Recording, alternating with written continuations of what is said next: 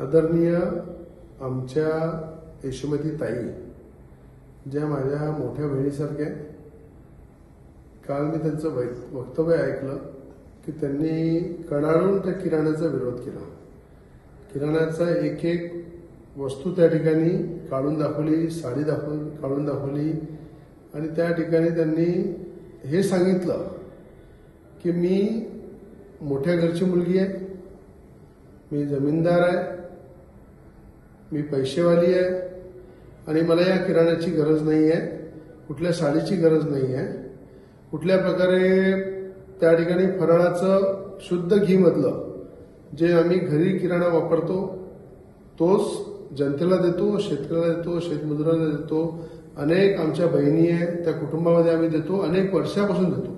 आणि यशोमती ताईला सुद्धा अनेक वर्षापासून त्यांच्या घरी एक फराळाची किट आणि एक किराण्याची किट दरवेळेस पाठवतो की एक भावातर्फे बहिणीला भेट म्हणून, ही आपुलकी म्हणून मी त्यांच्याकडे पाठवतो. कुठेतरी आपली आपुलकी कायम राहिली पाहिजे आणि कुठेतरी आपुलकीचं एक नातं जोपासलं पाहिजे.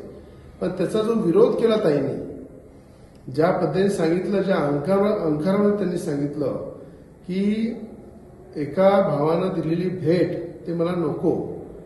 मी माझ्याबद्दल ते खूप काही बोलल्या की मी बारदाना काम करणारा एका हमालाचा मुलगा आहे आणि त्या ठिकाणी मला माहित आहे माझे वडील हमाल आहे, गरिबी आहे पाहिलेली आहे, गरिबीचे दिवस पाहिलेले आहे आणि भावाकडनं, माझ्यासारख्या भावाकडनं जेवढं झालं तेवढं मी दिवाळीची भेट एक बहिणीला दिली होती. अनेक बहिणींनी स्वीकारली, अनेक बहिणी ज्या आमच्या आहेत त्या सगळ्या लाखो बहिणींपर्यंत ते पोचली. ती साडी त्यांनी घातली सुद्धा. त्या ठिकाणी त्या साडीचा आदर सन्मान केला, त्या किराण्याचा आदर सन्मान केला, त्या फराळाचा आदर सन्मान केला. पण ताईंनी सांगितलं की मी खूप मोठ्या घरची मुलगी आहे, जमीनदाराची मुलगी आहे, खानदानी आहे आणि मला त्यावेळेला हे लक्षात आलं की कुठेतरी मी जरी गरीब भाऊ असलो तरी एक माझं कर्तव्य होतं ते बहिणीप्रती मी निभवलेलं आहे. त्याचा तिने विरोध केलेला आहे, त्याचा मला काही हे नाही आहे. पण हे आजच नाही, अनेक वर्षापासून यशोमतीताई ठाकूरकडे मी किराण्याची थैली, अनेकदा त्यांना फराळाचं गिफ्ट अनेकदा दिलेलं आहे, अनेक वर्षापासून सुरू आहे.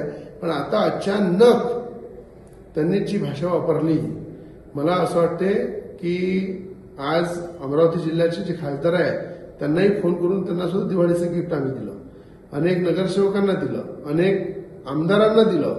पण कोणीही अशा प्रकारे अहंकाराची भाषा वापरली नाही. तर मला ताईला हेच सांगणं आहे, तुमचा भाऊ जरी गरीब असला तरी मला असं वाटते माझी ऐपत एवढीच आहे तुम्हाला गिफ्ट द्यायची, याच्यावर मी तुम्हाला देऊ शकत नाही. एक बहीण म्हणून तुम्ही स्वीकारायला पाहिजे होतं आणि त्यासाठी माझं अभिनंदन करायला पाहिजे. पण माझा द्वेष केला तरी मला काही त्याची चिंता नाही आहे. एक बहीण म्हणून नेहमी, एक भाऊ म्हणून मी आपल्यासोबत आहे.